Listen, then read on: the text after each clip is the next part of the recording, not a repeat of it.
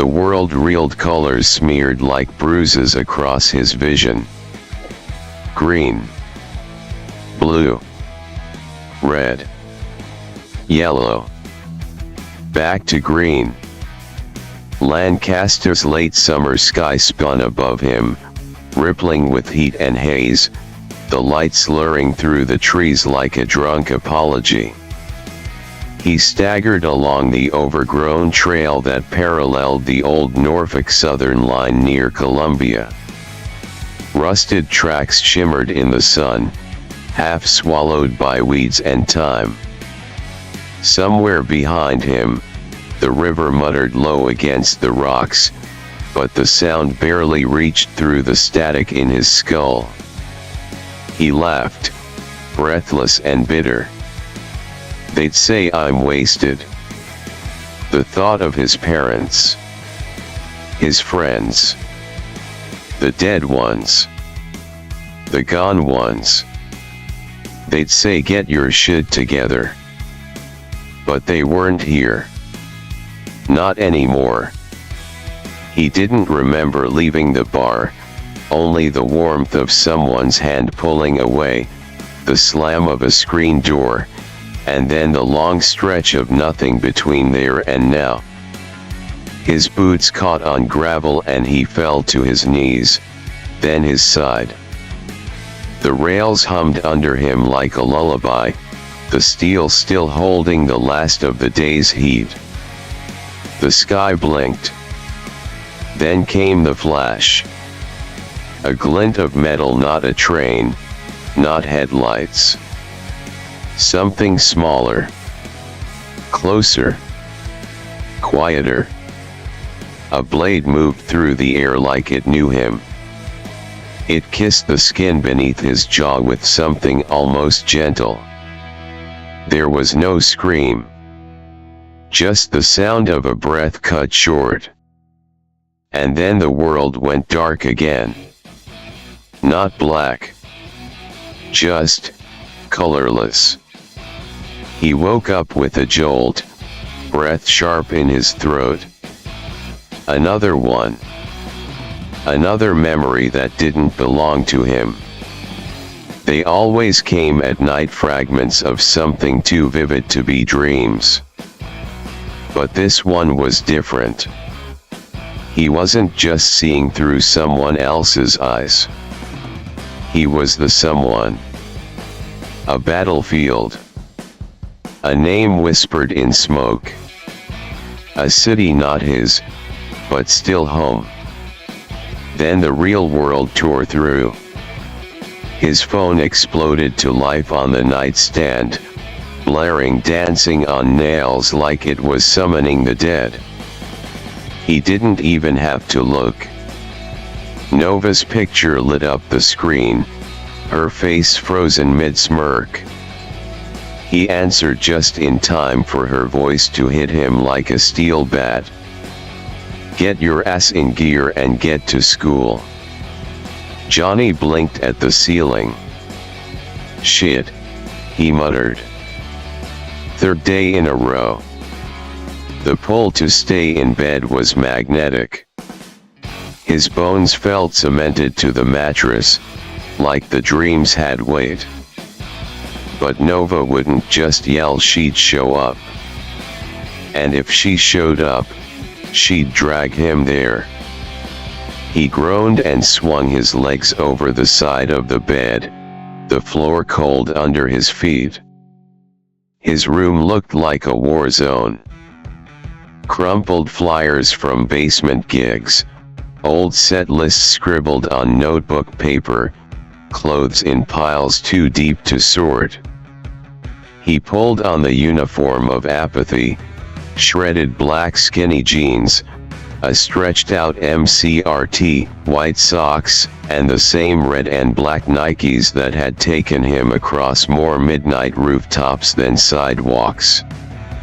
His belt had 2 broken holes.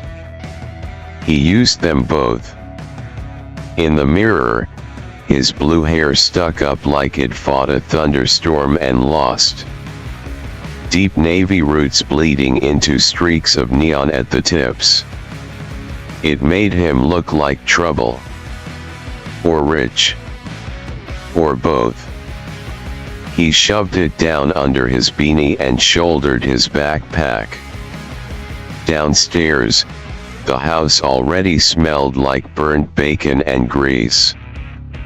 His mother didn't even turn when he stepped into the kitchen. "First you leave the damn door open. Then I find beer cans all over the porch," she snapped. "Jesus, Johnny, you trying to ruin what's left of this family name. If your father saw this hell, he'd kill you himself." He didn't flinch. Just opened the fridge and grabbed a rock star. Maybe if Dad actually had a job, or wasn't so busy pretending he runs the county from that garage of his, he'd be here to do it. That landed. She went quiet, lips drawn tight. Johnny didn't wait. He popped the tab, took a long sip, and walked out the door without breakfast. The wind hit hard. Cold. Sharp.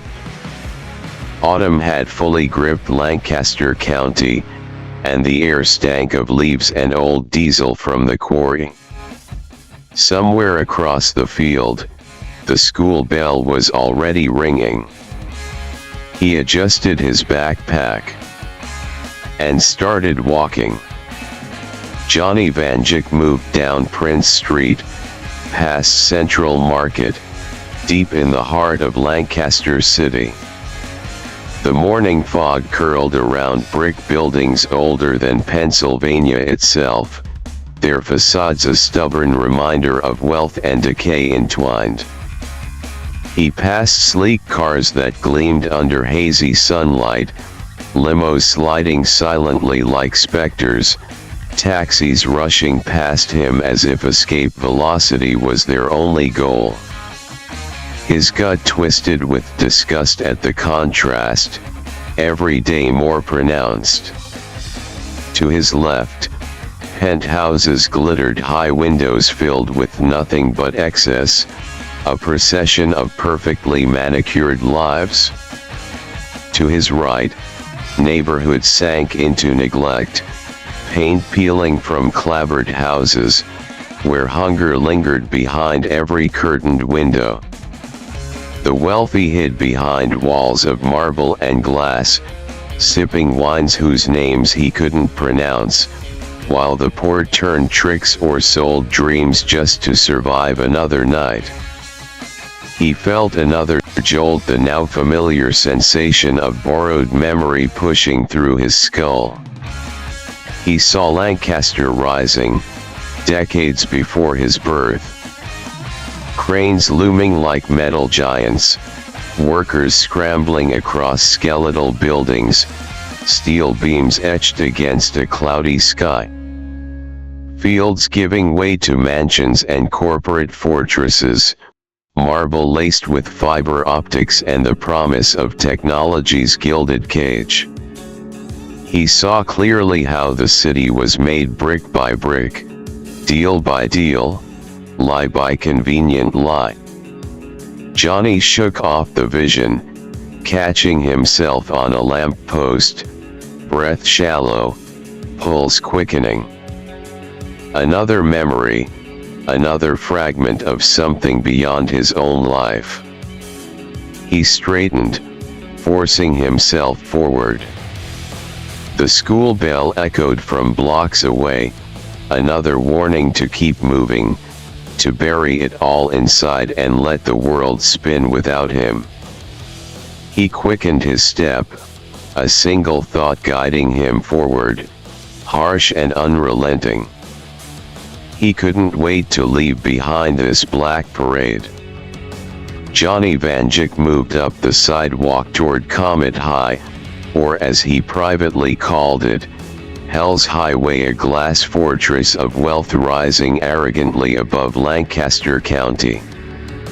Its black walls gleamed like polished obsidian, the steel beams a dazzling white trimmed in gold, a shrine to everything he despised.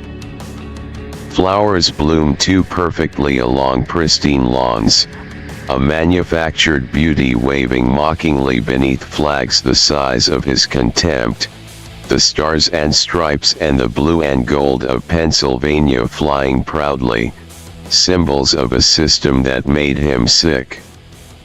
He hadn't noticed Nova behind him until she practically burst his eardrums.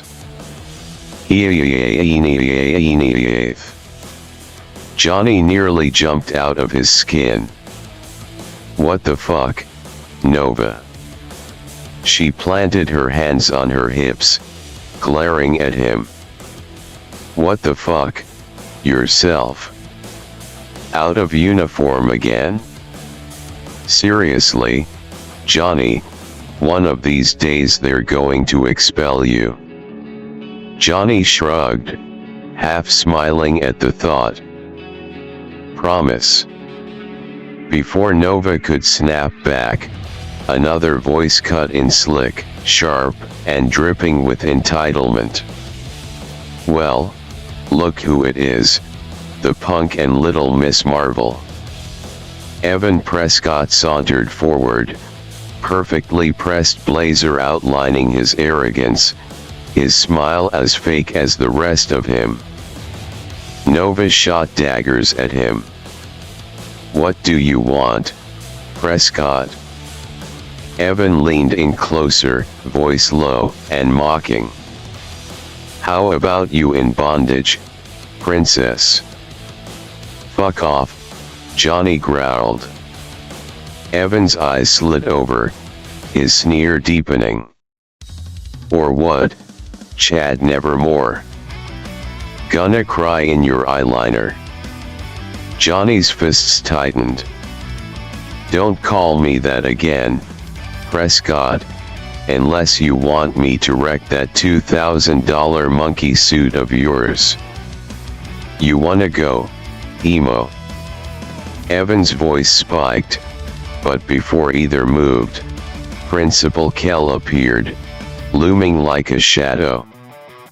Vanjik. Prescott. My office now. Nova started to protest, but Kell raised a dismissive hand. Miss Kyle, get to class. Inside Kell's sanctum of authority and obscenity of wealth, lined with oak-paneled walls, a gold chandelier, Victorian-era paintings, and bookcases filled with pretentious tomes, Johnny stood rigid. Kell's gray hair and cold blue eyes judged them from behind a mahogany desk that reeked of privilege. This is the final straw, Kell intoned, voice smooth but hollow. 10 fights last month alone. If either of you wishes to remain here, this nonsense ends immediately. Am I clear? Yes, sir, Evan purred without hesitation, perfectly practiced in kissing ass. Kell's gaze settled on Johnny. Vanjik. Johnny met those empty blue eyes, anger simmering silently beneath his skin. Yes, sir, he lied through clenched teeth, though they both knew he didn't mean a word. Johnny wandered through hallways wide enough to swallow a tank hole, past clusters of rich kids chattering mindlessly through their free period. The girls stood in tight-knit circles, black skirts and stockings immaculate, sweater vests branded with a comet crest that glowed obnoxiously yellow. The boys strutted around in dark suits, ties loose, jackets unbuttoned like they owned the place, and of course, they did. Nova sprang at him from nowhere, but this time Johnny anticipated the tackle and sidestepped gracefully. Hey, no fair, she laughed, pouting dramatically. Johnny grinned, noticing her hair immediately. "You finally went purple." She smirked, spinning slightly. Her vibrant purple hair cascaded around her shoulders, framing eyes a green so vivid it seemed unreal. Unlike every other girl there, Nova needed no makeup to amplify her presence. "Cal chewed you out, didn't he?" she asked softly, her tone more serious now. "Of course," Johnny scoffed. "That prick only keeps me around because my dad signs his paycheck." She shook her head, expression gentle but firm. "You really don't belong here." Johnny's jaw tightened. "Can't argue with that. I want out of this cage." The bell shattered the moment, sending everyone scattering. Nova gave him a quick wave. "See you." "Yeah, right," he muttered. But as the halls cleared, Johnny saw his chance. Instead of following the herd, he slipped out the back exit, sprinting home as fast as his boots would carry him. Reaching the family mansion, he scaled the ivy-draped wall effortlessly, slipping onto his balcony like a shadow. Inside, his room waited, the only place in this suffocating house that felt truly his own. Crimson walls like freshly spilled blood, the ceiling stark white. His bed, suspended by metal rods, hovered over his workspace, a wood and steel desk topped by his Alienware rig and green gaming chair. Opposite stood a massive 70-inch screen. Posters from every band worth knowing lined the walls, outlined by blue LEDs that bathed the room in an electric glow. He slid back the mirror wall, revealing a closet bursting with black clothes, but before he could reach for anything, his phone vibrated. "What?" Johnny snapped.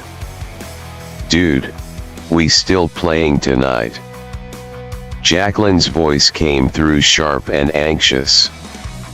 "Hell yeah," Johnny replied, annoyed. "I'm getting ready now."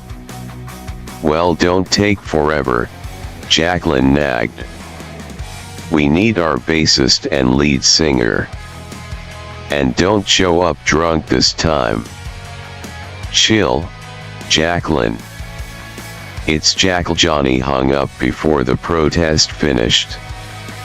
He dressed quickly, black jeans marked by a white arrow pointing suggestively upward, heavy black boots, and a black shirt stamped with a stark white skull. Over it, his dark denim vest flashed a crimson pentagram on its back. He spiked his hair until it looked like intentional chaos, then grabbed a Sharpie, drawing a careful line of stitches down his cheek.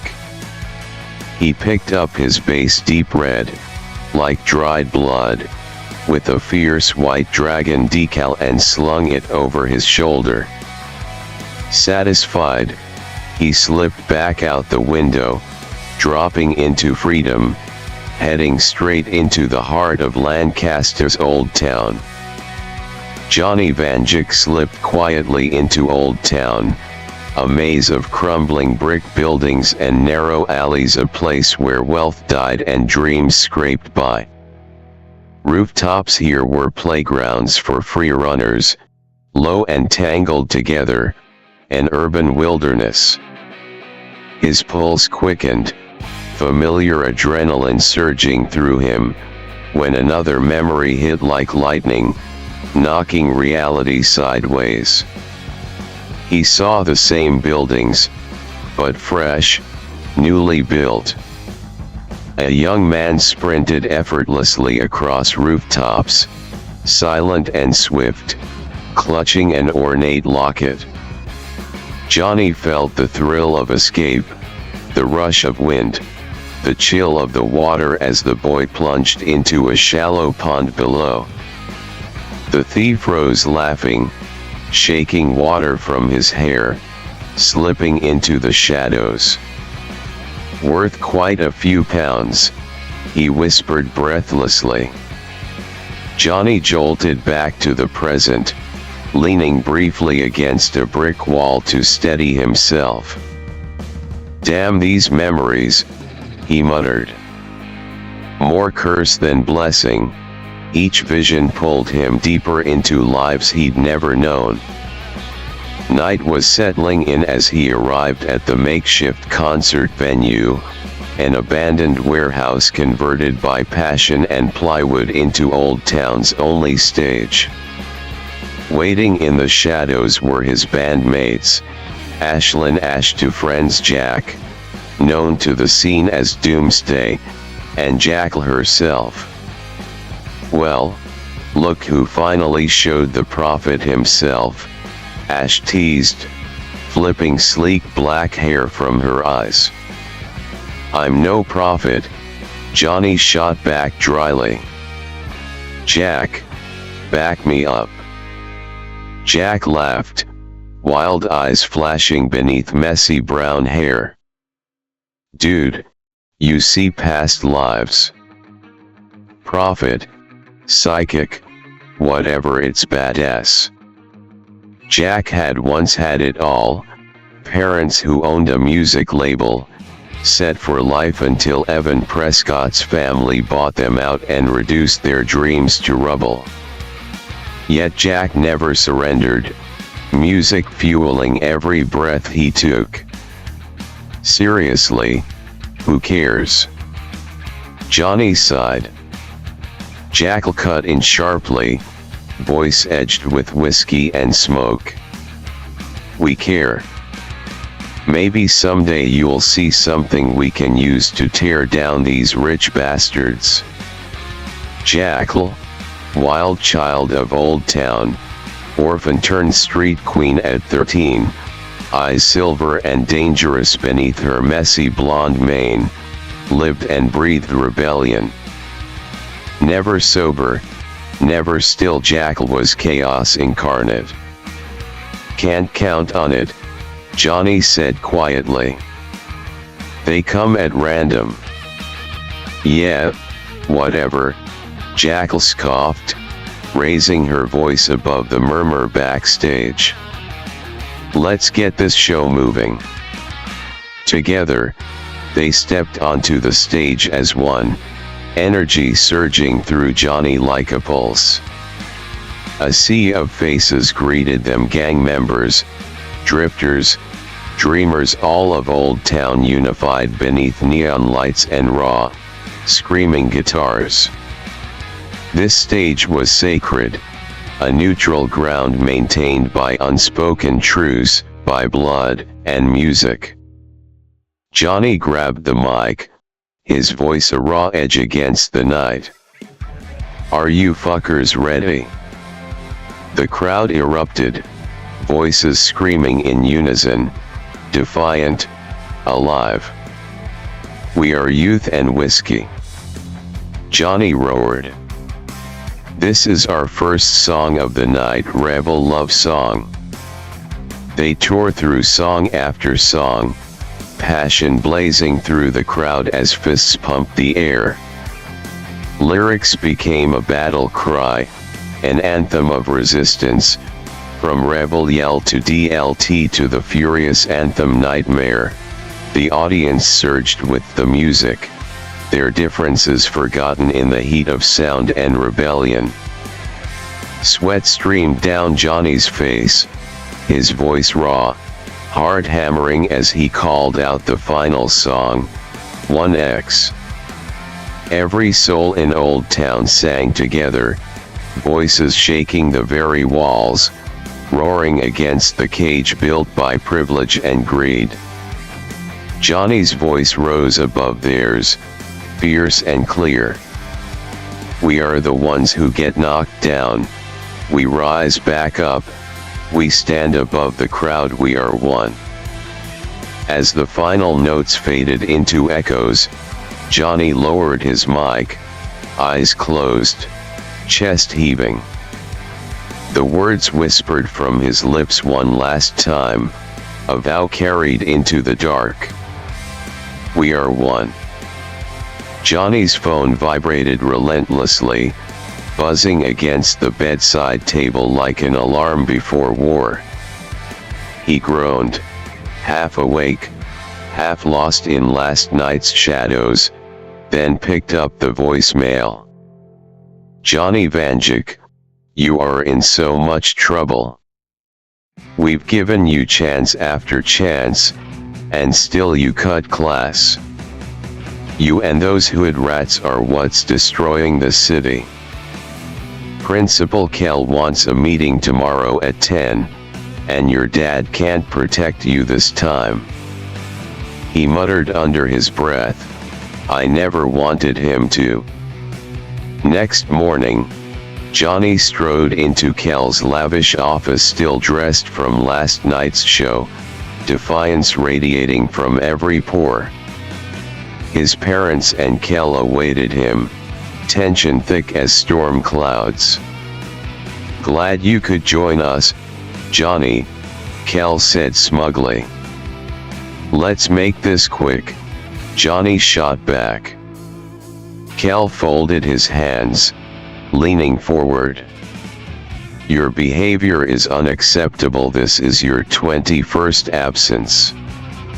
You've ignored warnings, cut classes to perform in those, Kell grimaced, shows of yours.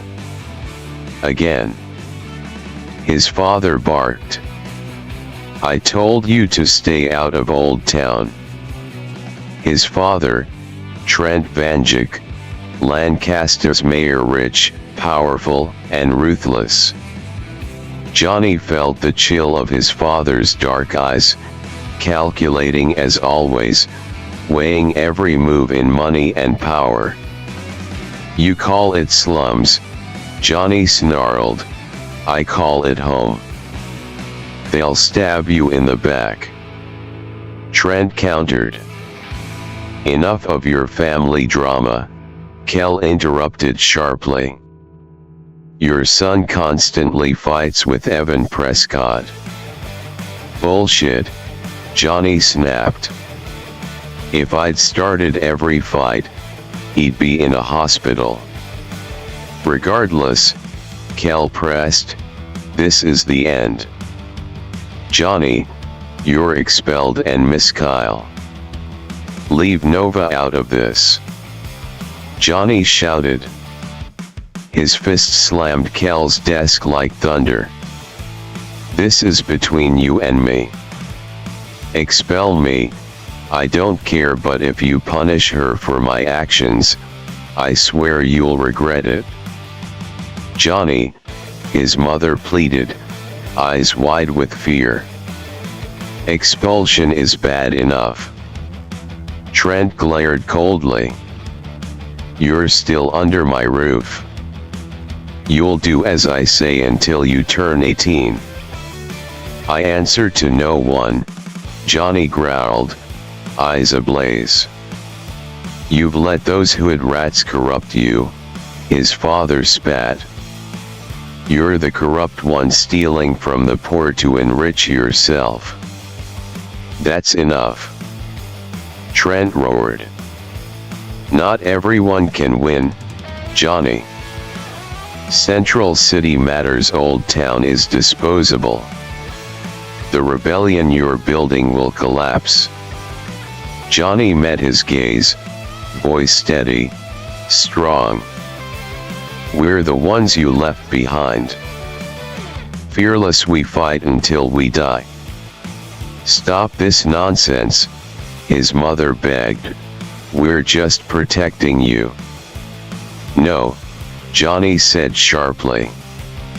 You're protecting your lies. We'll watch you fall apart, and I'll be there when you do. Storming from the office, Johnny raced home ahead of his parents.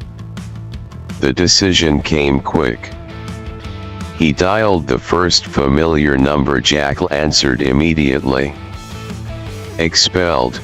Huh? She laughed knowingly. Yeah. Blew up at my parents, too. Can't stay here. Crash with me, she offered easily. Seriously. Now, Johnny. Within minutes, Johnny grabbed essentials, his keys, and slipped into his father's office for cash. As he opened the drawer, another memory tore through him. He saw Trent's office 5 years before his birth.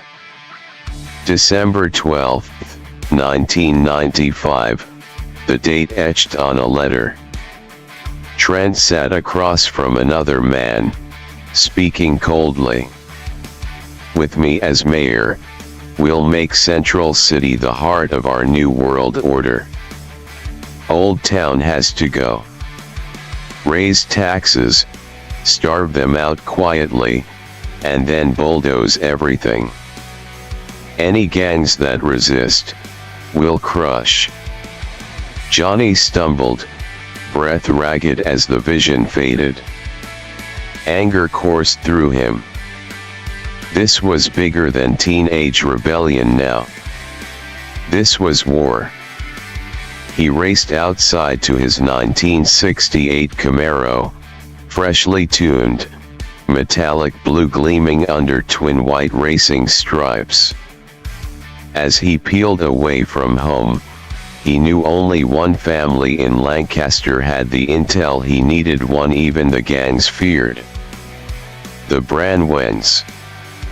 Their mansion loomed like a dark fortress, silent as a grave, air sharp with coppery hints of violence. Eliza Branwen waited, red eyes sharp, black hair cascading over her shoulders. Lancaster's prophet comes calling, she mused. Nice ride, Johnny, finally using Daddy's money. Earned it myself, Johnny lied smoothly. Is Grace around? You know she hates surprises. Another voice sliced in, cold, familiar. Serena Branwen, Eliza's twin. But she'll want to see our prophet. Grace's study stood in stark contrast: bright abstracts, vivid purple walls, elegant and serene. Johnny, Grace greeted him calmly. Another vision, I presume. Tell me about the New World Order, Johnny demanded, stepping close. She exhaled slowly. A shadow organization built the city as a power base. Monsters in human skin. Absolute control, absolute cruelty. Generalizations won't cut it, Johnny pressed. She leaned back. Information costs. What's Trent planning? Johnny's smile was dark. Destroying Old Town for them.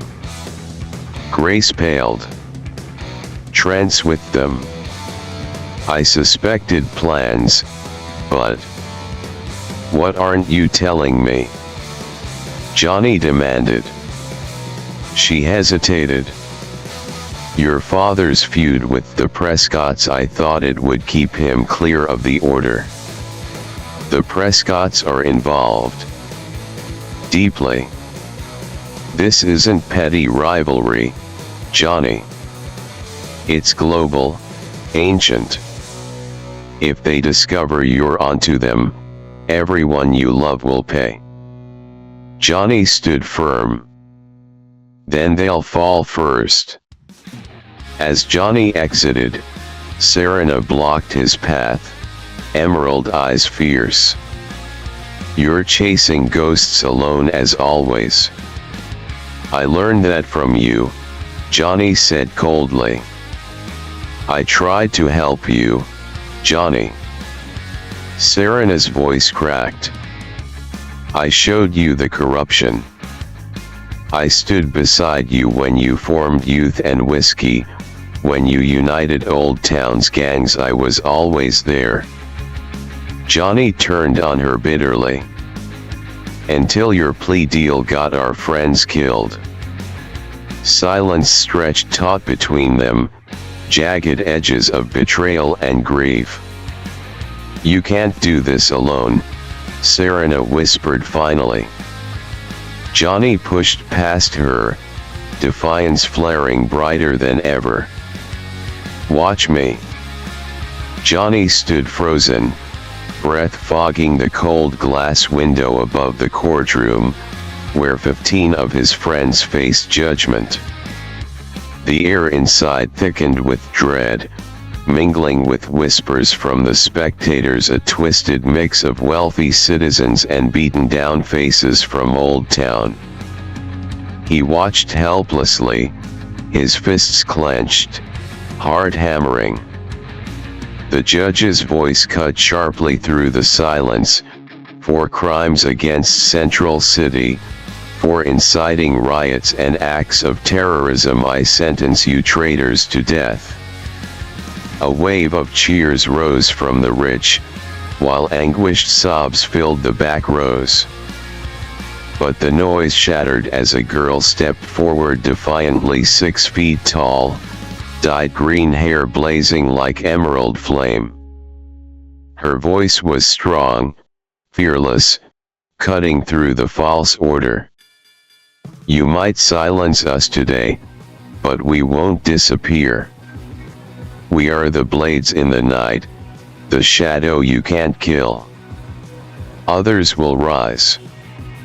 Others will finish what we started. They'll bring justice to this corrupt city. Together, as police rushed to silence them, the rebels chanted fiercely. We are the chosen, wretched and divine. The unspoken, those you left behind. Fearless we fight until we die. Broken, wretched and divine. We live for the broken hearts. We'll watch you fall apart. We live for the endless winter. We die for those who resist. The vision faded into a painful memory. Serena stood beside him, eyes distant. That was a long time ago, she whispered. Doesn't change that it happened, Johnny replied bitterly. I did it to protect you, Serena pleaded. They would have found out about you, they'd have hung you and your family. I made a deal to spare everyone else. We promised, Johnny seethed, voice trembling, that we would go down together. As he drove away, memories twisted painfully in his mind. 3 days after their sentencing, he'd watched helplessly as each rebel friend faced execution in Old Town Square, their eyes locked defiantly onto his rooftop vantage point. Any last words, the executioner had mocked. One by one, heads raised, voices strong. The prophet will defeat you. Back in the present, Johnny moved swiftly through Central City, only to spot an unexpected scene unfolding. Evan Prescott, cornered by 2 thugs. Give us your money, they snarled. I don't have cash, just cards. Evan stammered helplessly.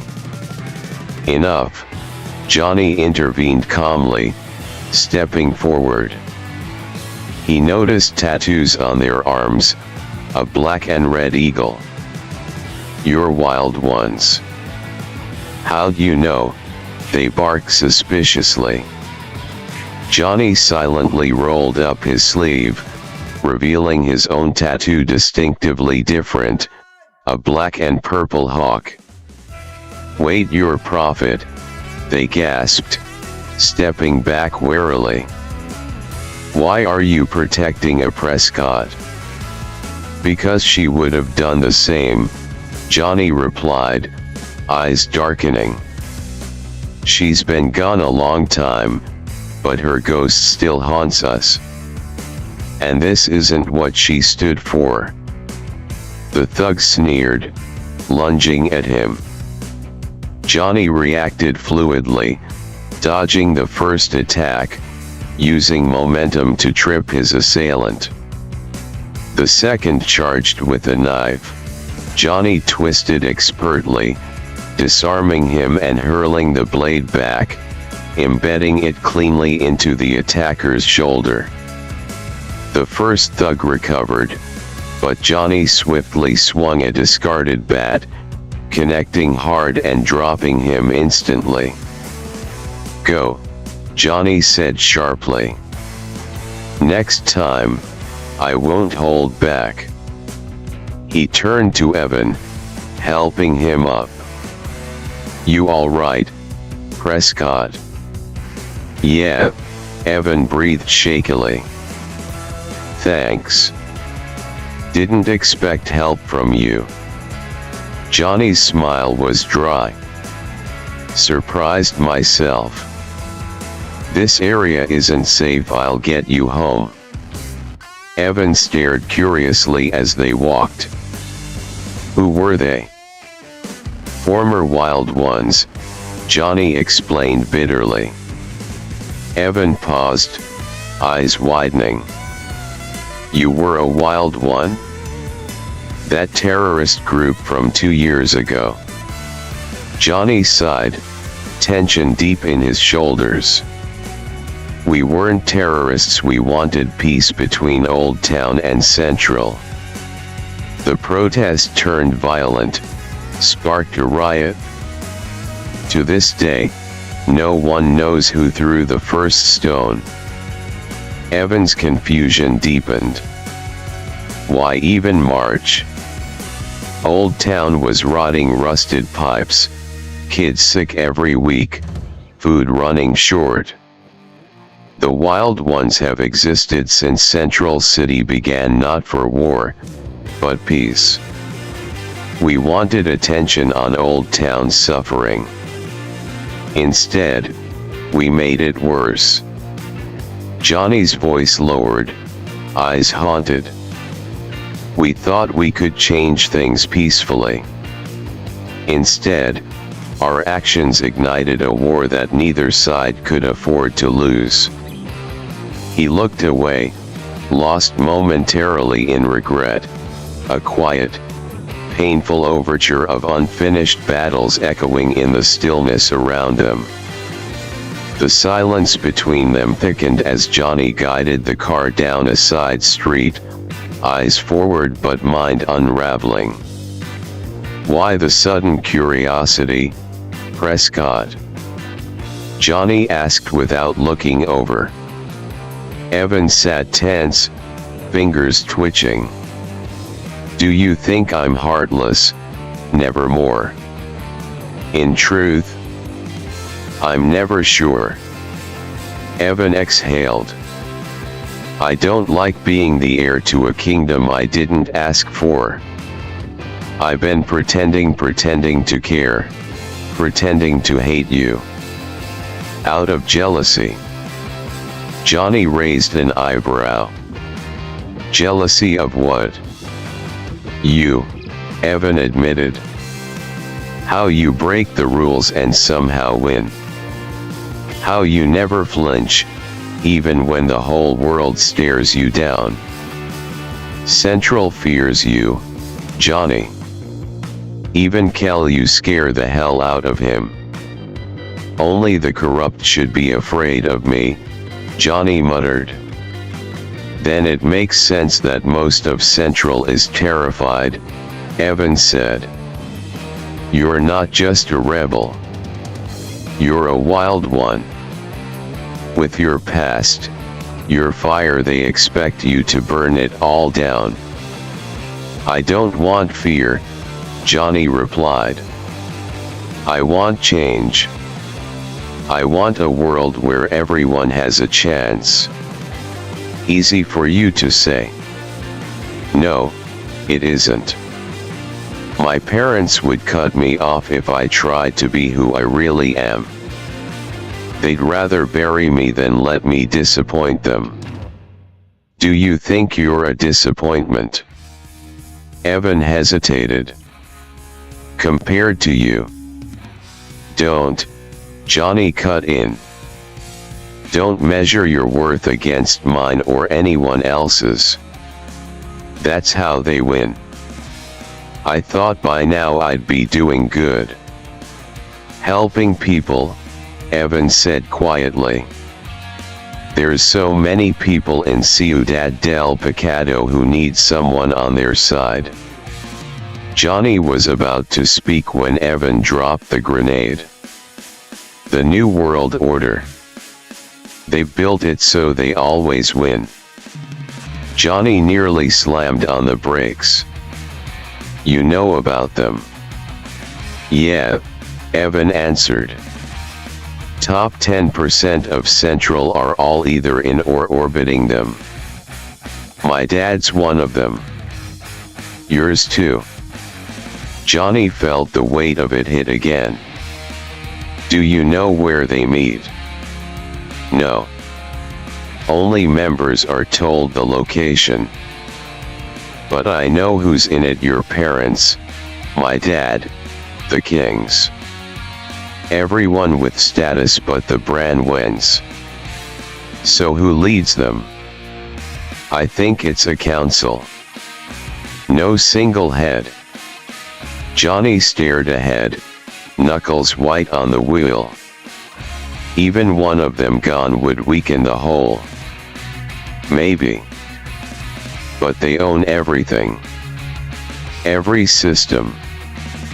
They're untouchable.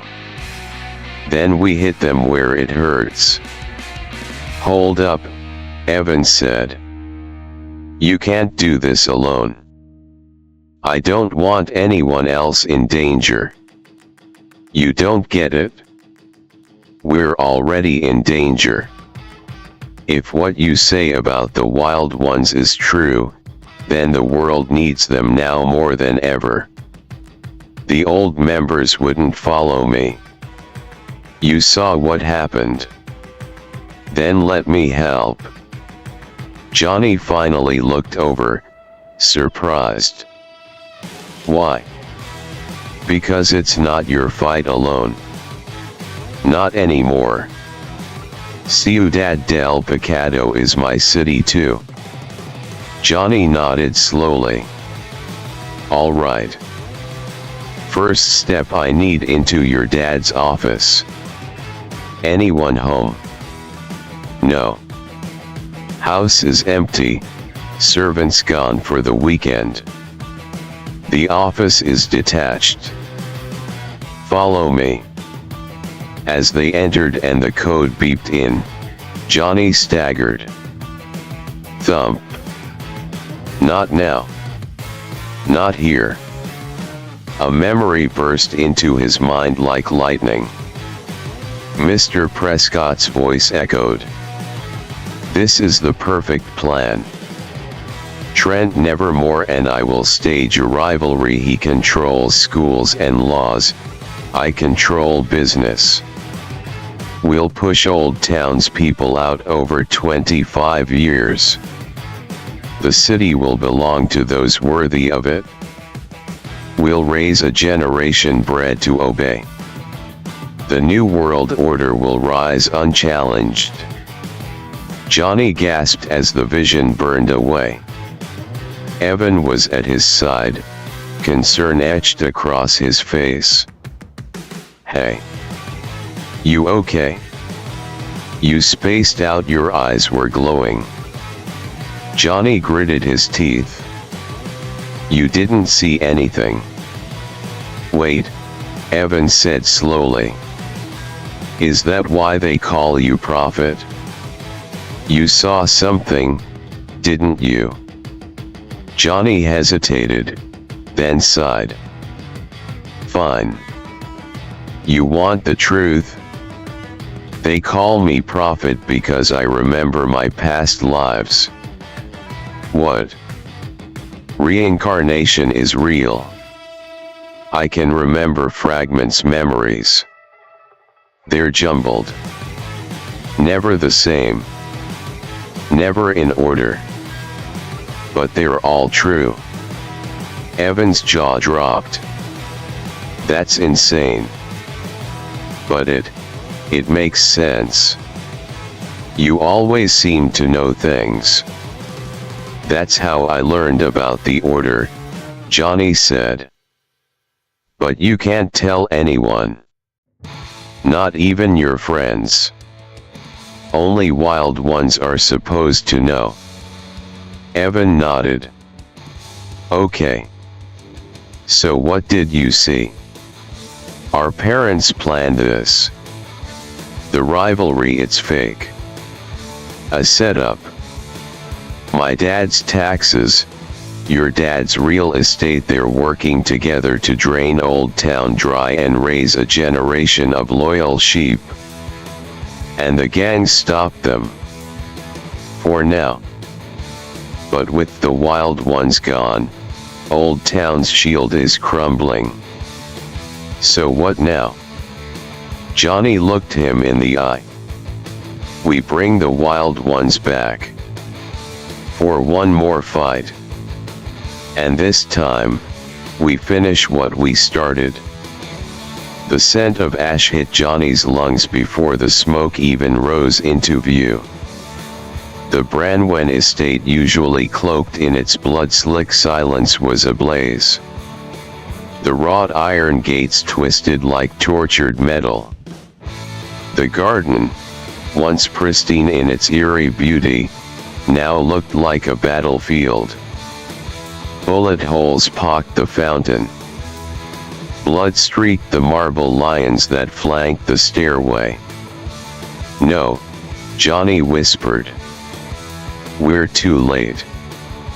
Evan stood frozen beside him. Jesus Christ. The front doors had been blown open, and the air crackled with the last echoes of a firefight. Johnny didn't wait, he bolted through the wreckage.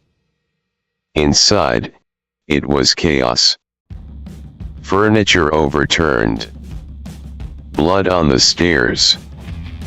Trails of it, streaked in desperate patterns. A scorched family portrait hung crooked on the wall, burned at the corners. Serena. Eliza. Johnny shouted, voice cracking. A soft cough came from behind the fallen armoire. Johnny dropped to his knees, shoving debris aside until he found her Eliza. Her shoulder was bleeding, her left arm trembling, but her eyes were still lit with that deadly silver defiance.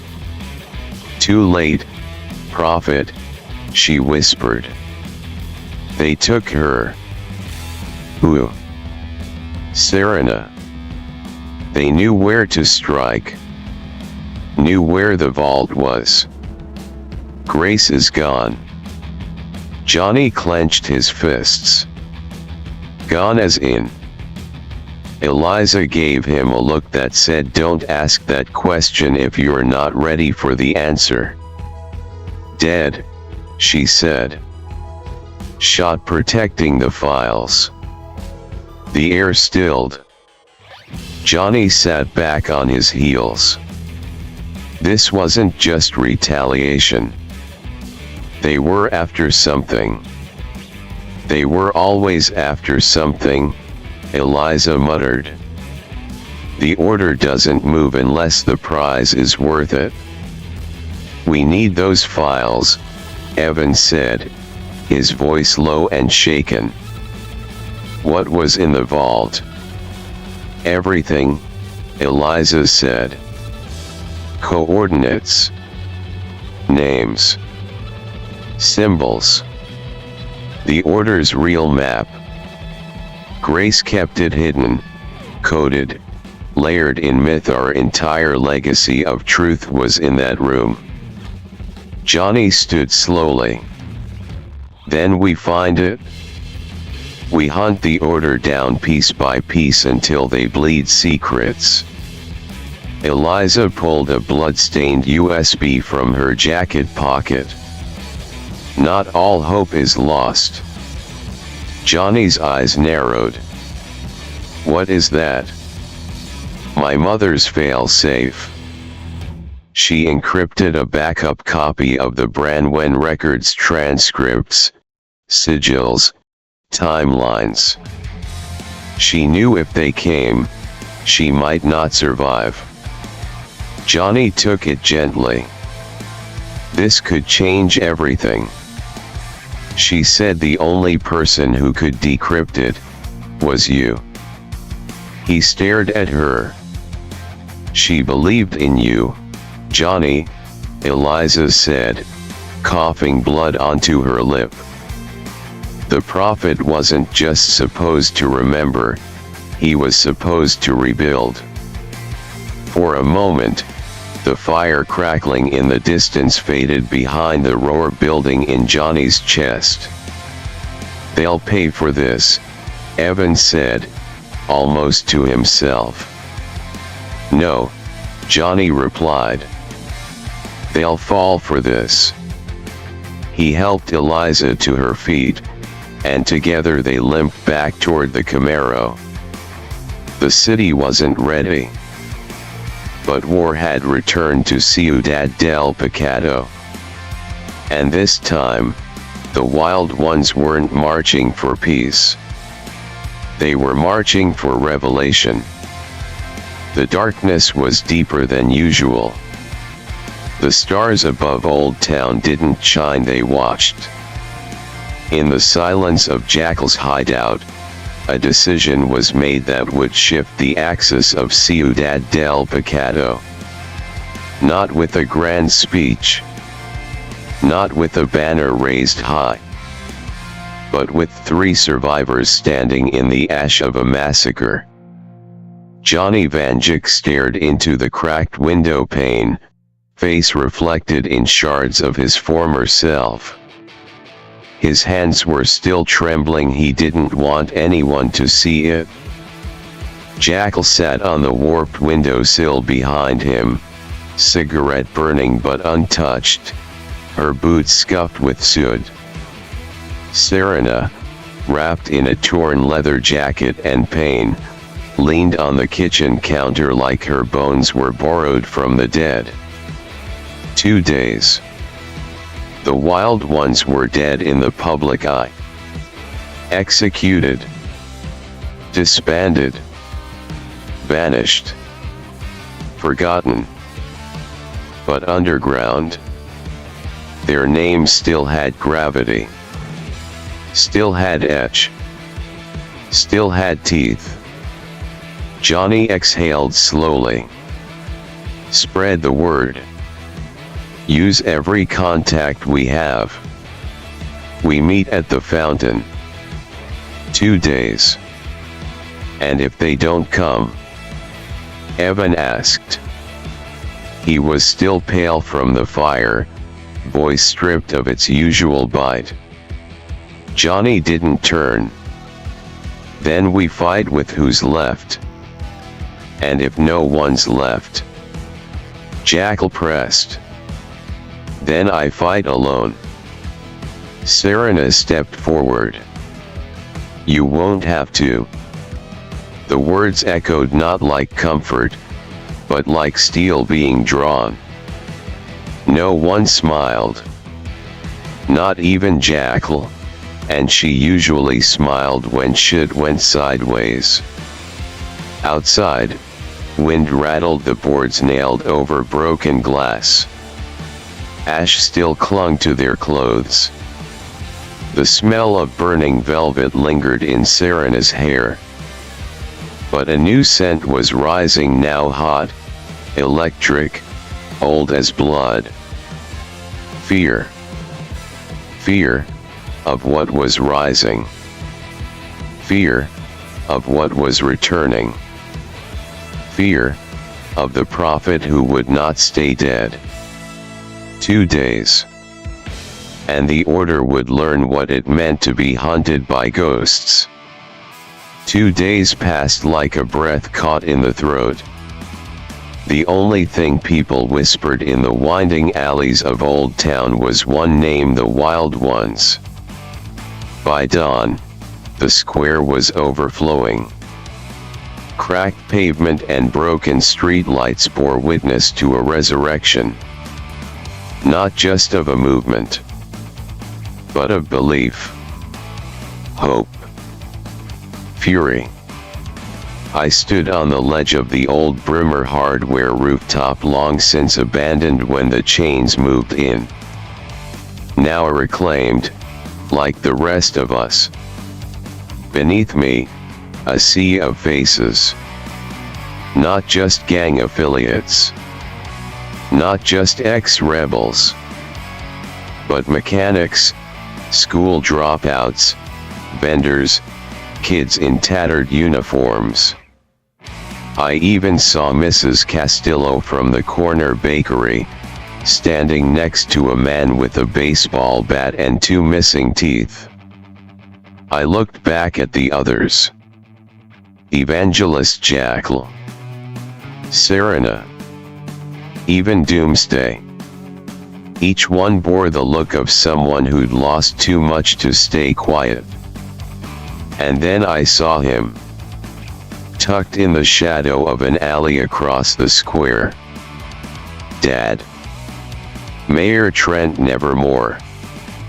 The man who signed the eviction orders, shook hands with killers, and still managed to look like he cared. His eyes met mine. Not pleading. Not apologetic. Just scared. Good. He should be. I stepped forward. The wind pulled at my jacket like it knew the words I was about to say.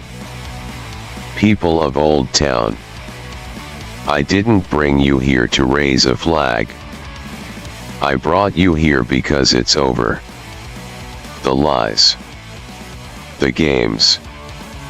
The leash they've had around our throats since before we were born. A few in the crowd shifted. Some were already turning away. You think this is just another call to arms? Another rant about Central City and its pigs? It's not. That stopped them. This is about them. The ones we've been told didn't exist. The ones pulling the strings behind every eviction, every beating, every execution. I saw the name hovering in the minds of the crowd, unspoken. And I gave it breath. The New World Order. A hush dropped like a coffin lid. They're not a myth. They are real. They are in our schools, our courts, our homes. They're the ones who ordered Shiva's death. I let that name land like a blade. Gasps. Shouts. Tears. No one had dared say it. Not in public. Not since that day in the courthouse. They killed her because she gave us something to believe in. And now they want to finish what they started. Not just to erase Old Town but to rewrite humanity. Someone shouted from the edge of the crowd. One of the punks I beat senseless just days ago. Why should we follow you, prophet? You're just one guy. I didn't flinch. Because I know what you've forgotten. That this isn't about me. It's about us. This war, it's already here. And the only way to win it is together. I stepped forward. I could feel the rooftop shaking with the weight of 1,000 held breaths. We're not fighting for street corners. We're fighting for the right to exist without chains. This isn't about rich or poor anymore. It's about free and enslaved. Another voice. We ain't soldiers. We ain't organized. Neither were the first rebels. Neither was Shiva. And still, we made them bleed. The silence that followed wasn't empty. It was sacred. And then someone shouted, "I'm with you, prophet." Then another. And another. The chant began to rise. The wild ones are back. The wild ones are back. I raised my voice into the heart of the storm. We are the chosen, wretched and divine. We are the unspoken, the ones they left behind. Fearless we fight until we die. We are the broken, wretched and divine. And the crowd, old town, my people, shouted it back like thunder on iron. We live for the broken hearts. We'll watch the corrupt fall apart. They fear our endless winter. We are one. I looked back toward the alley. Dad was still there. But the fear was something else now. Recognition. Because he knew. I wasn't the kid he used to control. I was prophet now. And in 5 days, we would march. Another 2 days bled by. I walked through the cracked arteries of Old Town, every wall tagged with hope disguised as graffiti. 2,000 had become 4. 4 was now closing in on 8,500, with new faces pouring in from other towns, other counties, even other states. They came not for me, but for the cause. For what Shiva once promised. For what we all believed we'd lost. But I know the math. Central City has nearly 1 million. And since the first march, the pigs have tripled in size, turned their force into a private army. We're outnumbered. We're outgunned. And yet we stand. I walk alone to the edge of Old Town, to the wire boundary near Route 30 where the rust ends and Central's neon begins. Dad is already there. So, what? You come to talk me out of this? No, he says. I came because you did what I never could. He doesn't smile. But I see something in his eyes. You brought order to chaos. You united them without chains. I spent 20 years trying to force peace through control. You gave it to them with nothing but fire and conviction. Part of me is proud. His words slice deeper than I want them to. It doesn't have to end like this. Leave the order. He exhales slowly, as if he's aged 10 years since we last spoke. If only it were that easy. I've been with them since I was a child. I was raised in the order. You're the first in 3 generations of nevermores to not swear loyalty to them. Then do this for me. Get Nova and anyone else innocent out. Get them out of Central. Before this goes down. They don't need to see what's coming. You never cared about those kids. I didn't understand them. But Evan, he showed me something else. That even in a city this broken, there's still something left worth saving. He nods. I did this all for you, you know. I did it because I believed humanity needed to be forced to work together. That order needed a cage. But you've proven me wrong. They don't need cages. They need purpose. Not a puppet master, just a path. We don't hug. We don't say goodbye. But when I turn, I know he'll keep his promise. Day 4. Cops in riot armor enter Old Town. Rifles out. 26 strong. Chad nevermore, says the sergeant, unmasked. You are under arrest. Sure, I say. And I'm King Tut. Let's not play games. You're not here because of a warrant. You're here because the order sent you. Ready. Aim. Gunfire explodes, but not from them. Snipers hidden in windows take out 25 in seconds. I grab the sergeant and slam him against the van. He fumbles for his sidearm shot clean from his hand. You tell your masters this. We're not afraid. We're not backing down. And the next time they send men to kill us, we'll send them back in pieces. Day 5. The last dawn before war.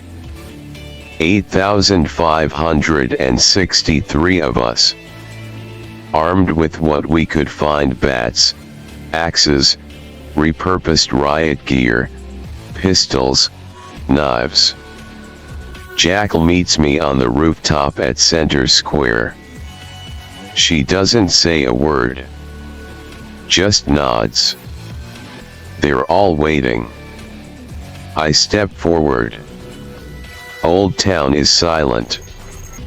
Wild ones. Today, we march on Central City. Cheers erupt. Not just for us. Not just for Old Town. But for every single soul who cannot fight. We've been sleeping. The world has been asleep. But we are the wake-up call. I breathe in, then out. You call me prophet. But I'm just a man. I don't know if we'll win. I don't know who will live to see the sun tomorrow. But I do know this. We are done running. The chants begin before I even speak the words. We are the chosen, wretched and divine. We are the unspoken, the ones they left behind.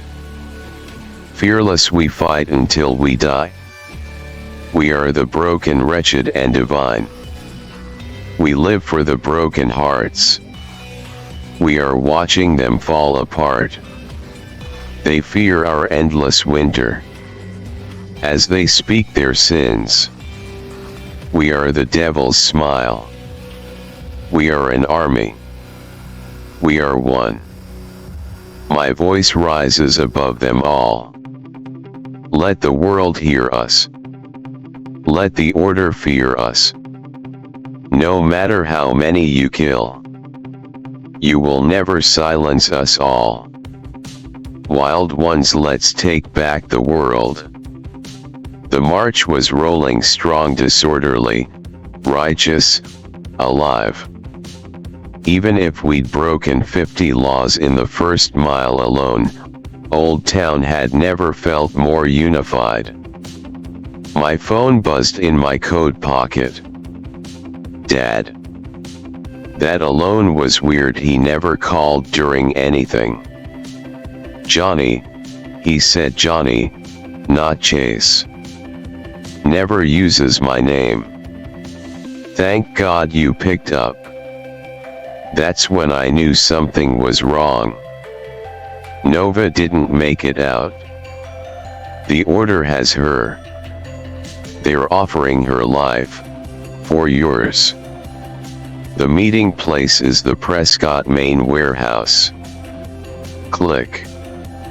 The line went dead. Jackal's eyes locked on mine. I need you to lead the march, I told her. She didn't ask questions. She just nodded. That's why I trust her. I turned to Evan and Serena. You're with me. Prescott Warehouse.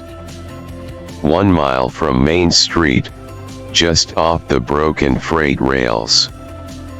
We moved quiet, fast. The place looked untouched too untouched. Dad was inside, bound to a steel support pillar. His eyes told me what I already knew. Trap. I felt the cold steel of a knife kiss the back of my neck. Move and I kill you. I knew that voice. Nova. Surprised, she asked. Her voice was soft but soured. We knew your dad would side with you. So we made sure he stayed silent. Another voice emerged, oily and self-satisfied. That's right. Prescott. He strode into view, 15 armed guards fanning out behind him. We've been planning this since the first march. Nova turned toward me, all innocence gone. Guess I'm a better actress than you thought. I actually liked you. You won't get away with this. Prescott smirked. Already have. Serena shifted. Evan whispered, not now. Too late. The memory came. My eyes burned with the fire of another life. I saw Nova young, no older than 5. But I wasn't me. I was Charles. Watching her sip from a silver vial. Drink this, Charles said. Why? Nova asked. To stay the same. We might need you that way. That's the last of it, water from the fountain of youth. Where's the locket? She asked. It's the map. And the key, Charles replied. It was stolen. When Old Town was founded. Without it, we're blind. Flash. Back in the warehouse. Everyone stared. What did you see? Prescott demanded. I don't know what you're talking about, I lied. Nova stepped closer. So you are the one. The boy from the legend. You can see past lives. That's why they call you prophet. And I know you're older than you say. Guess Charles really did see too much, she muttered. He opposed us. So we buried him. Same day you were born. He knew where the locket was. Maybe I do, I said. But you'll never find out if I die. And if you kill them, I'll never talk. We'll get what we need from you. Sure, I said. Except one thing. What's that? Prescott snarled. We own this town. Gunfire from above. Rooftop snipers took out every guard. The blade flew from Nova's hand. "Got you," shouted Jack and Ash. 20 others flanked them. Black SUVs pulled in. "Feds. Jason Prescott, you are under arrest," said a voice from behind them. "Conspiracy against the U.S. government, attempted murder, kidnapping, and embezzlement." They cuffed him. No resistance. I turned to Nova, rage burning like a furnace in my chest. "Get out," I snapped to everyone else. "I'll handle her." They left without a word. "So this is where it ends?" Nova asked. "Yeah. Only one of us walks out." We eyed the blade embedded in the crate. She was faster. I was smarter. She dove. I twisted her wrist. The blade flew. She struck me in the eye. I kicked her ankle, spun her sideways. She tumbled. I reached the knife first. Threw it. Missed by a millimeter. She grabbed for it. I kicked her hand, made her scream. Yanked the blade from the crate and held it. But I didn't strike. Instead, memories. December 20th, 2005. Sledding. Snow. Her laughter. October 31st, 2007. Power Ranger banter.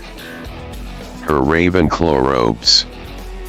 August 7th, 2013. "Now you're a teen," she'd said. August 24th, 2015. Freshman year. "We're going together," I told her. I lowered the knife. "It doesn't have to end this way. The order's gone. We could find the fountain. Use it. For everyone."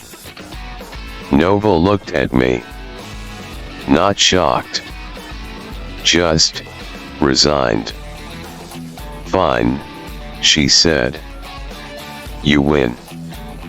I took her hand. Pulled her up. Outside, the town roared. Victory. Central's bankers were marched in cuffs. The feds took them one by one. "Johnny," Evan called. "You didn't kill her." "We made a deal," I replied. A new voice approached. Older. Calm. SWAT uniform. FBI badge. "So this is Prophet," he said. "I'm Detective Shax, Bureau Lead. Normally I'd arrest you. But you delivered 40 domestic terrorists. You just did more in one day than we've managed in a year." Another voice barked. Detective Rose. CIA. Red hair. Sharp tone. "This is insane. He broke every law in the book." Shax shrugged. "Maybe. But the order nearly toppled the U.S. And thanks to Johnny and the Wild Ones. They're gone. The Wild Ones are off the hook," he said. "Orders from above." Jackal stepped forward. "We'll help. The town needs new cops. New officials. New everything." Rose hesitated. She was on our watch list. So was your sheriff, Shax countered. And look who we're arresting now. Nova stood beside me, silent. For now. But the war wasn't over. Not yet. Only the beginning had ended. 4 weeks since the fall of the order. 4 weeks since we took our world back. The mayor of Ciudad de Angeles is back. The old corrupted guard swept clean like ash from a long burning pyre. Johnny. Dad's voice cuts through the moment. I'm at the window again, always the window. There's peace outside. There's people. But inside, my chest is still at war. You're getting the Medal of Honor and you're staring into space. A lot's happened. Yeah, but not every day the president thanks you. I sigh. Fine. I follow him out of City Hall, the golden light washing over the marble steps. The crowd roars beyond the archway, faces packed shoulder to shoulder, a city reborn. Evan, Ash, Jack, Nova, Serena, and Jackal already stand in place, their medals glinting in the sun. The president's voice carries. For bravery in the eyes of certain doom. For fighting what seemed invisible. For protecting what most deemed insignificant. I award silver medals of honor to Jackal, Serena, Jack, Ash, Nova, Evangelist. The applause shakes the plaza. And now, for leading a rebellion that united a city. For defying corruption so embedded we once called it normal. For inspiring hope when hope was dead. I present the Gold Medal of Honor to Johnny Nevermore, Prophet of the Wild Ones. The sound is overwhelming. But inside I'm quiet. 4 months later. Old Town is new. Clean water. Repaired roads. The markets are full. Kids run without fear. And at the center, the wild stage. Triple the size of the old platform. Steel bones. Graffiti wings. Etched with the names of every wild one who fell. We wait behind the curtain, me, Jack, Ash. Jackal gives us a grin like fire. Our crowd's waiting. We step out and time slows. 10,000 people. Faces we fought for. Faces we nearly died for. Are you fuckers ready? Jackal screams. The crowd erupts. We are youth and whiskey. And this is our first show on the wild stage. We dive into our set. Strings roar. Drums quake. Hearts race. 1 hour later, we reach the final moment. We have one more for you. I shout. This one's brand new. It's called Wretched and Divine. We scream the chorus like it's a prayer. We are the chosen, wretched and divine. We are the unspoken, the ones they left behind. Fearless we fight until we die. We are the broken, wretched and divine. Good night. The crowd vanishes behind us as we step off stage. Still buzzing, still breathing hard. Serena, Evan, and Nova are waiting. Nova hands me my Medal of Honor. "We've got something to show you," Serena says. She hurls it to the floor. The metal shatters. Inside, something glints. "WTF?" Jackal gasps. Nova kneels.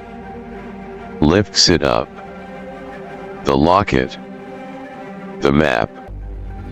The key. The myth. "Our story," I say, breathless. "It's not over." They all nod. Not even close. 4 days have passed since the concert at the Wild Stage. The locket sits in front of us, simple in shape, coppery with age, but warm to the touch like a coal refusing to die. It won't open. We've tried heat, water, fingerprints, even asking it nicely.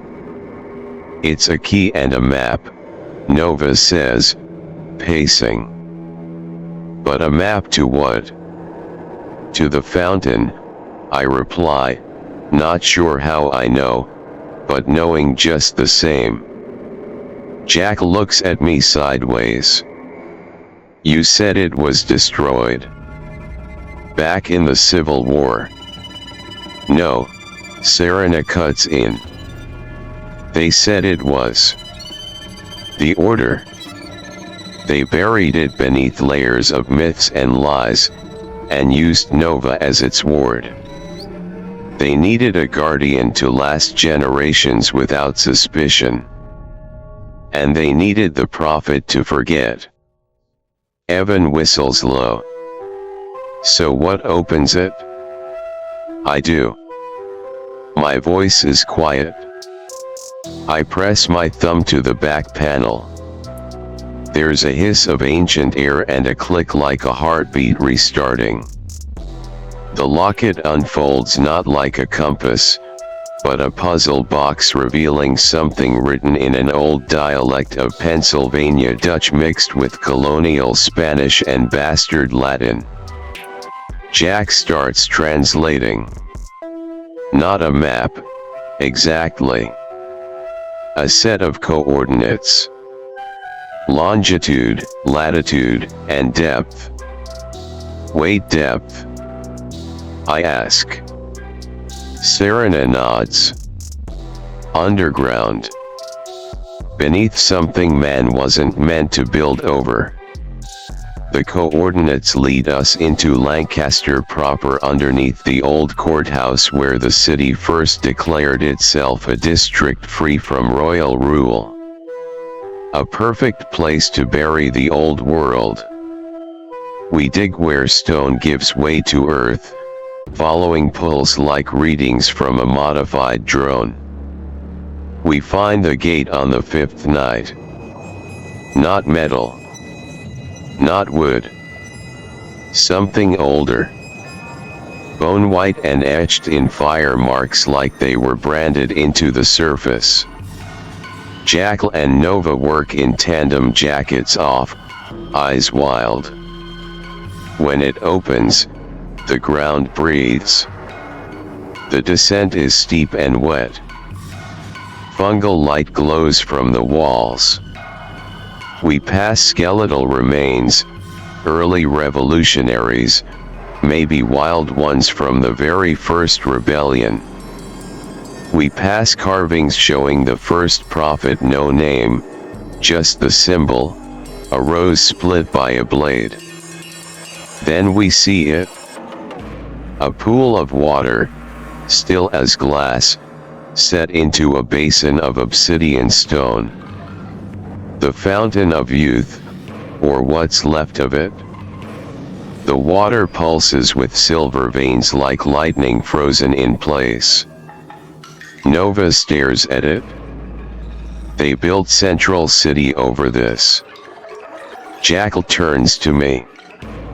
"So what now, Johnny?" I kneel at the fountain's edge. The last memory hits me hard. Not a battle. Not a death. But a promise. You'll be reborn every time they try to take the world. And each time you'll have one shot to stop them. And what if I fail? Then the world forgets itself. And starts again. I dip the locket into the water. It dissolves like sugar. The fountain flashes. I see everyone. Every prophet before me. Every rebellion. Every betrayal. Every death. Shiva. Charles. The original Raven. My past selves. My future ones. Even Bull, the ghost of a man who once spared 1,000 lives out of guilt. They all look at me like they're waiting. I rise. The war's over, I say. But the world still doesn't know it was enslaved. It's time we tell them. Nova nods. No more orders. No more gods. Jack lifts his guitar. Just one anthem. The light from the fountain flickers not like reflection, but like thought. Like something inside the water is trying to speak. No one talks. We're frozen. Nova takes a step back. Jack mutters, "Something's wrong." Evan points at the wall. Was that writing there before? It wasn't. But it is now. Carved into the stone in wet, pulsing script. You have seen only the surface. A heartbeat later, more etches appear beneath it. The rose was never meant to bloom in light. Suddenly, a low hum begins vibrating through our bones. The fountain ripples, bubbles, then recedes like it's being sucked inward. The floor beneath it splits open, a spiral stair revealed, descending far deeper. Serena looks to me, her voice suddenly dry. We're not done. I look down, and for a moment, just a moment, I see what's waiting in the dark. Eyes. Not one pair. Dozens. Hundreds. Some human. Some not. We descend. Each step is colder than the last. The walls change from stone to bone like lattice. Old carvings start to appear, far older than the wild ones, older than any city. Symbols that don't belong to any known language but somehow mean something just the same. Evan stops. Hold up, does anyone else hear that? We all go silent. There's music. Not quite melody. More like a bell. Not ringing. Waiting to ring. I know this sound, Nova says, distant. This was in the dreams, when I was a child. What dreams? I ask. The ones that showed Lancaster before it was Lancaster. When it was just earth and fire. And something buried under both. We reach the next chamber. It's circular. The walls smooth. One massive object sits in the center, a bell. 12 feet tall. Black iron, veins of crystal webbing its surface. No rope. No crack. No explanation. but on the ground around it, skeletons. Hundreds. Some wrapped in colonial garb. Some wearing robes. Some, winged. Nova stares. They say Lancaster was a prison once, she whispers. Not for people, but for gods. Jack picks up a broken femur from one of the winged skeletons. This isn't bone. Not really. It's hollow. Like a flute. He blows through it by accident. The bell trembles. The air gets thinner. The carvings on the wall ignite white fire, tracing symbols in loops and spirals. I hear my name in a voice that does not belong to any tongue. Prophet, it says. Breaker of chain, heir of the lock, speaker of forgotten blood. I fall to my knees, clutching my skull. Memory floods me, but not from my lives. From the land. From Lancaster itself. Before the order. Before the city. Before even the colonies. This was where they bound something. Something with wings made of time. They buried it here because the world wasn't ready to remember it. The fountain above. That was just a seal. And we just unsealed it. Johnny, what's happening? Nova's voice cuts like panic through the flickering vault. Jackal's hand is already under my arm, trying to steady me. Johnny. Hey. Prophet. Come on, don't blank on us now. My head is spinning. No splitting. It's like all the lives I've ever lived are speaking at once, but louder still are the lives I haven't. I look up. The bell's surface is warping. Rippling. Not melting, reflecting. Like we thought earlier, I gasp. There's something wrong with this part of the world. I can feel it now. Not just in the bones, not just in the vault, in the air itself. The laws of physics, of memory, of self, they're unraveling. I can taste static. I can smell time. God damn it, I whisper. It can't be possible. The bell pulses again. I see them. I'm seeing things that aren't even from our history. Nova clutches my shoulder. What do you mean? Lancaster, I shiver. It's a bleed point. In time. And space. The symbols on the wall begin shifting, reacting to my voice, like they've been waiting centuries to hear it spoken. I see. My breath catches. I see. My voice breaks. My knees buckle. Other. My hand lifts on its own, pointing toward the curved wall, no longer solid, but a mirror of impossible depth. Other. In the mirrored wall, shattered versions of me.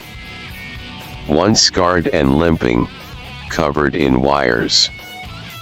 One in golden armor, holding a child made of light. One screaming as the sky burns behind him. One with Shiva's blade in his hand. One already dead. Me's. I collapse, body seizing. The world fractures into colorless shards. And then, nothing. Guys, How do we get out of here? Ash's voice is raw and shaking. The walls begin folding inward, not collapsing, not crumbling, just folding, like a dimension curling in on itself.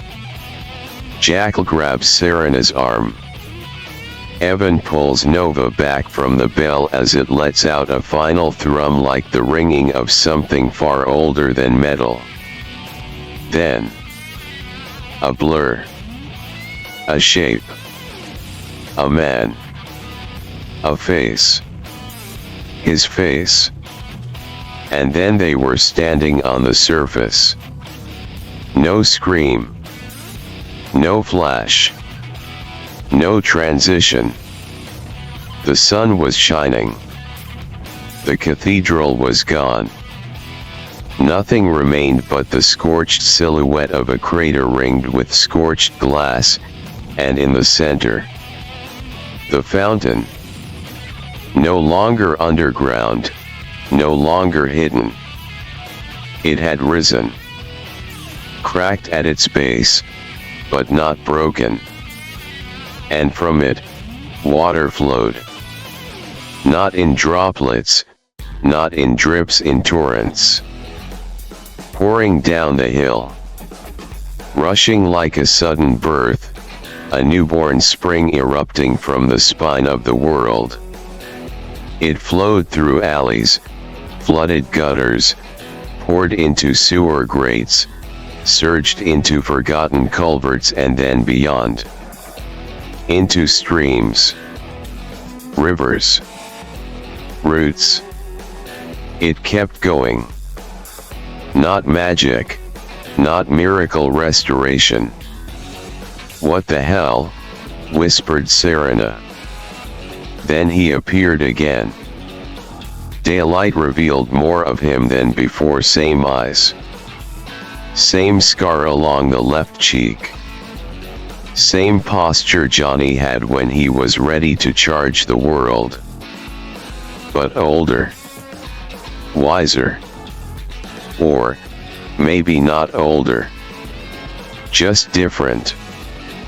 He looked down at Johnny, still unconscious in Nova's arms, and smiled faintly.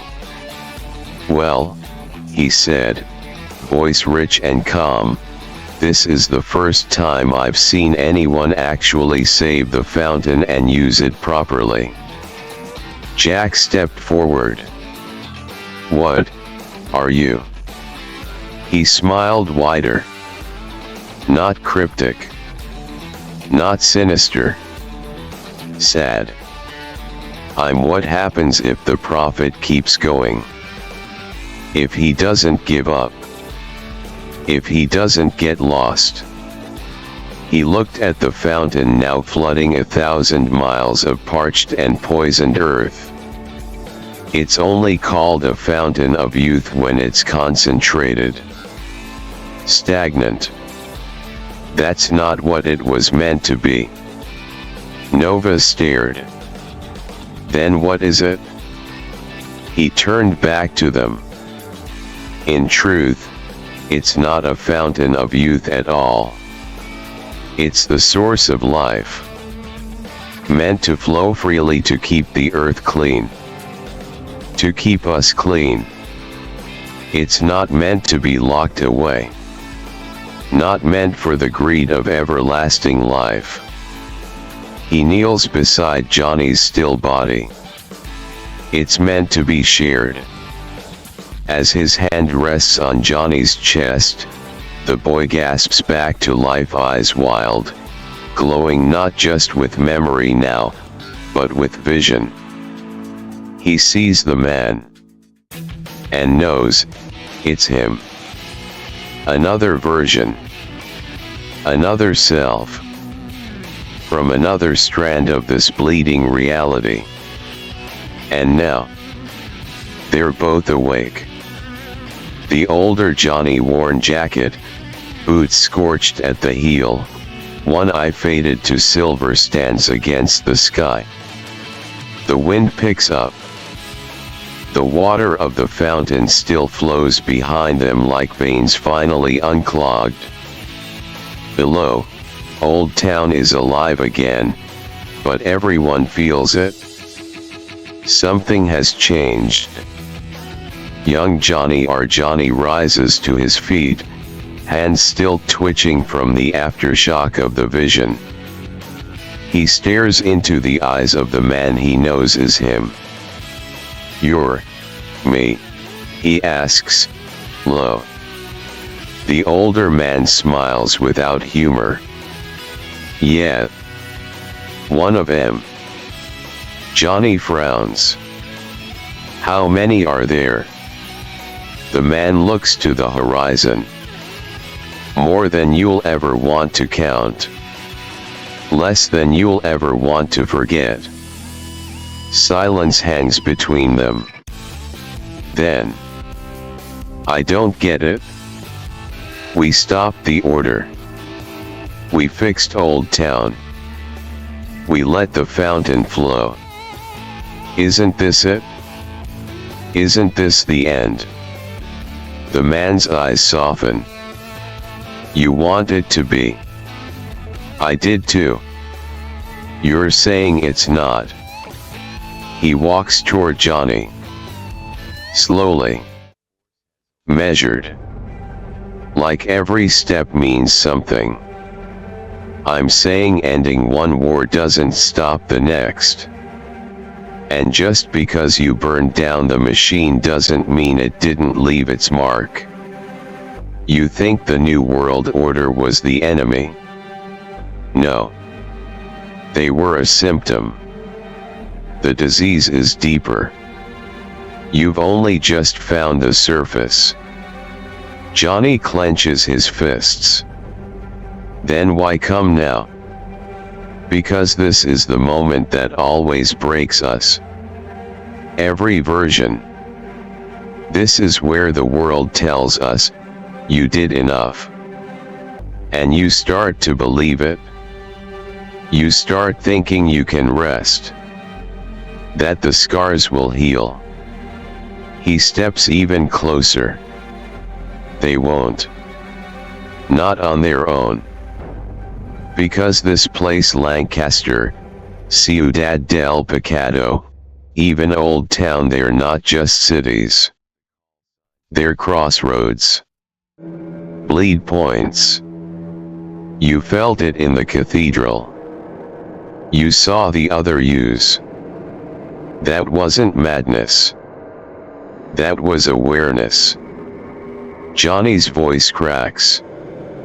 "I didn't ask for any of this. I know. None of us did. Then why me?"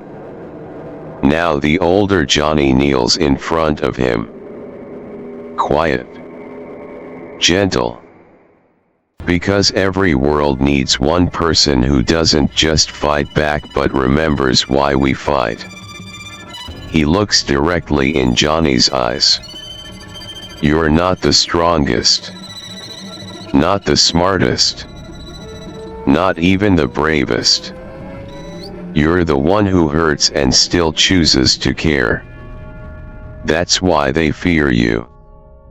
That's why the fountain rose for you." He touches Johnny's chest. The locket hums under his shirt like a second heartbeat. The locket, it's more than a key. It's a tether. To everything. Time. Memory. Bloodlines. You've opened it. And once you open it, you don't get to walk away. Johnny sways. The weight hits. Not just what he's done, but what he is. "You're not prophet anymore," the man says. "You're something else." "What?" "You're the mirror." The earth shakes faintly as the last echoes of the fountain's resurrection ripple outward, not just through the land, but through time itself. "Mirror of what?" Johnny asks, breath thin. Of every version of us who tried to fix this world. Of everyone that died trying. You're the one who survived. You're the one who remembers. And now, he stands again. You're the one who writes what comes next. He turns and begins to fade, not in smoke, not in magic, just like memory does. Grain by grain. Wait. Johnny calls. What do I do if the next war is worse? The older Johnny turns, halfway gone. Then don't fight it alone. And then he's gone. Johnny stands at the edge of the flowing fountain. His friends gather behind him. Jackal, Evangelist Nova, Serena, Ash. All watching. Waiting. He pulls the locket from his neck. Opens it. Inside is a mirror. No reflection. Just possibility. Nova whispers, "What now?" Johnny exhales. We find the other mirrors. We find what this place is really hiding. We find the stories buried so deep they couldn't be stolen, only forgotten. He lifts the locket to the sky. And we start writing ours. Johnny closes the locket. The glow from the fountain dims behind him as the water settles into its new path, no longer hidden, no longer hoarded. Life moves forward. Nova tosses him his jacket. Come on, mirror boy. We've got a crowd to scream at. Evan grins, already jogging backward toward the van. If we don't leave now, Jackal's gonna start the set without us and call it a poetry hour again. Ash pulls open the rusted van door. Serena's warming up in the back with power cords like she's trying to summon lightning. You coming, Johnny? He gives the fountain one last look. Just a glance. Then he cracks a smile. That rare, real one. Yeah. Let's go. The crowd is massive. Bigger than last time. Word spread fast, the wild ones live. The prophet's still here. The music's louder than the past. The lights hit. Smoke rises. And there, center stage, stepping into his myth like a second skin. Johnny grabs the mic. Lancaster. The whole crowd roars. Y'all survived the end of the world and still showed up tonight. The roar grows louder. Well then, guess we owe you something loud enough to shake the next timeline loose. Behind him, the band readies. Nova on keys. Evan on bass. Serena wailing on guitar. Jackal flipping a drumstick like a blade. Ash stomping a foot pedal into place. Johnny points straight into the crowd. This one's not for the old gods. Or the corrupt. This one's for the lost kids. The rebels. The ones who lived through stories no one believed. We are youth and whiskey. And this is mirrors and bloodlines. The first chord hits like thunder. And the world listens.